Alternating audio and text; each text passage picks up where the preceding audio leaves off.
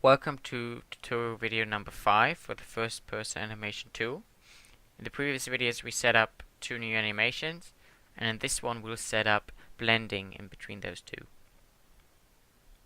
Let's open up our animation container and navigate to the node that adds the falling animation. Remember, we added falling and landing on the ground. When we want to set up automatic animation blending, then we need to consider the transition parameters parameter for the animations. Now, note what we want to do.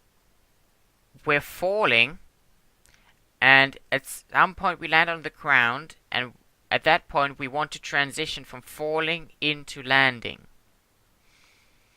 When we want to set up transitioning, then we need to go to the first animation that's being played. So from the we need to add something to the animation that we want to transition from.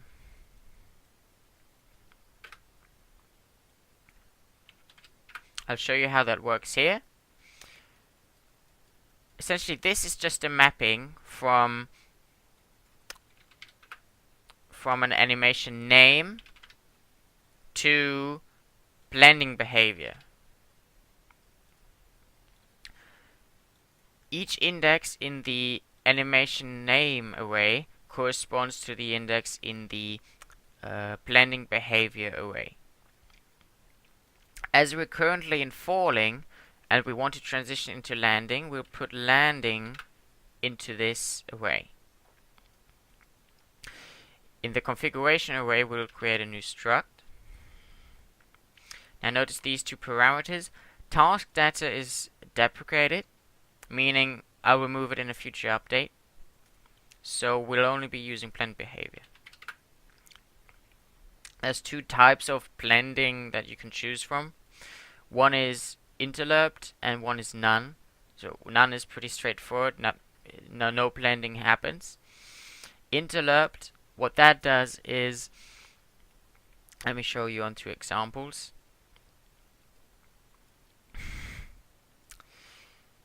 Let's say we're falling, blub blub blub. Here, at this point we land on the ground.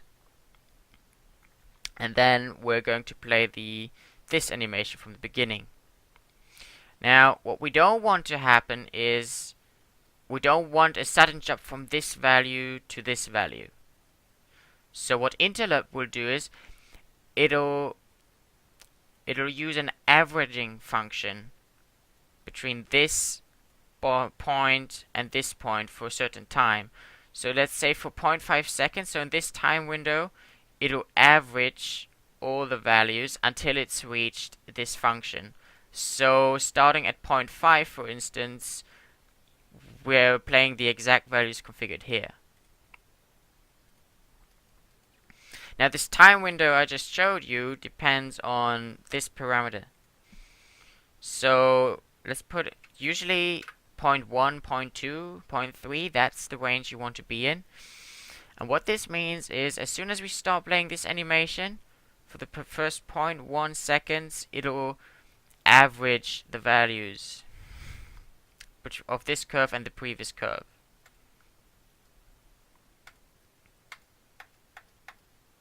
Alright, that's everything you have to do to set up blending. Let me show you the result.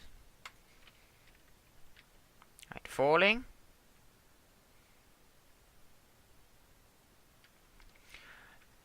Notice how fast the transitioning was this time. Let me compare it to you with the previous configuration. Let's go in here. Let's do something enormous. Let's do 1. Okay? That was roughly what the value was at the beginning. See how much slower this transitioning is? And now in contrast, let's try no blending at all.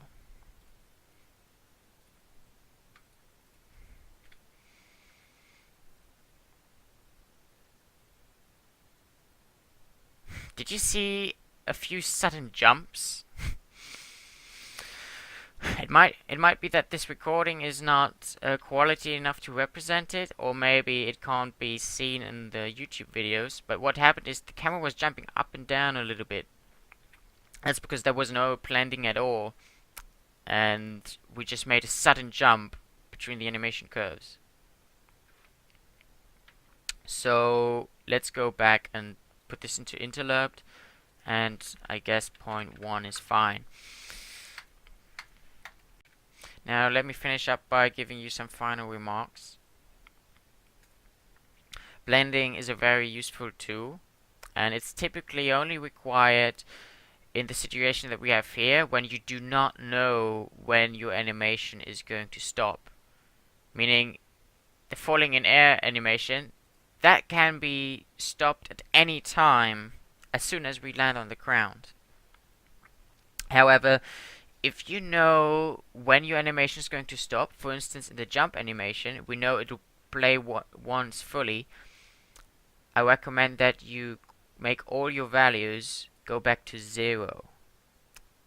Hang on, where is it now? At least the positional ones. Make sure that the positional values always go back to 0, 0. That way, when you now play a new animation which starts with the positioning up here at 0, like so, then there won't be any jump. If you do start an animation after that, after this animation, which starts like this, then you're gonna have to use animation blending. Otherwise, you'll get a jump of 8. You'll get a jump of 8 unreal units after playing the first animation, which stops at 0, and then the next one starts at 8.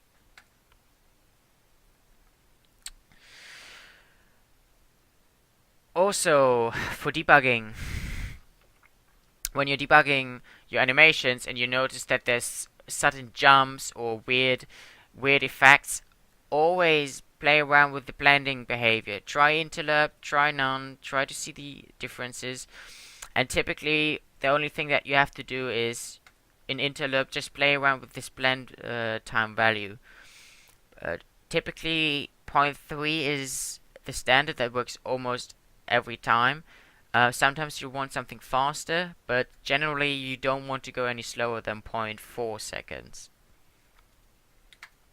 Wait, that wraps up. No, hang on. There's one more thing. I said this in a previous video, but I'll say it again. Automatic transitioning only works if you're using the function play animation by name to call the animation. That'll tell the system to look up what animation blending to use. There's some other functions that you can use too. Play animation. And in this play animation function, you're going to give the same actor, but you're going to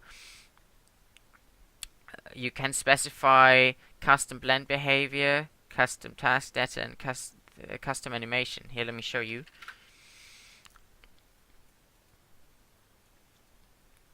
Here, this is the same node that we have in our container class. Here. Let me go in here. Move that. Here, this is the same node. And you can also give custom blend behavior. It's happened several times in my projects that automatic transitioning was not enough. That sometimes, that was just easier to use this function in specific cases and to configure the transitioning for 30 other animations. So I just wanted to say that you've got this node here. Also, an advantage of this node is that you can specify task data, meaning you can tell it whether to play it forwards, backwards, or forwards and backwards alternating, and where to start and at what speed. So if you want to change the playback speed, then you'll have to use this node, and you'll just have to either copy paste the blend behavior into here or find another solution. Right. Now this will wrap up the video for today. And if you have any more questions, then feel free to leave a post in the forums. I'm leaving a link down in the description below. You can also contact me. My email address is right at the beginning of the documentation, which is in the Google Docs, in a link also in the description. With that, I'm wrapping up the tutorial series. Thank you very much for watching and considering this product, and bye bye.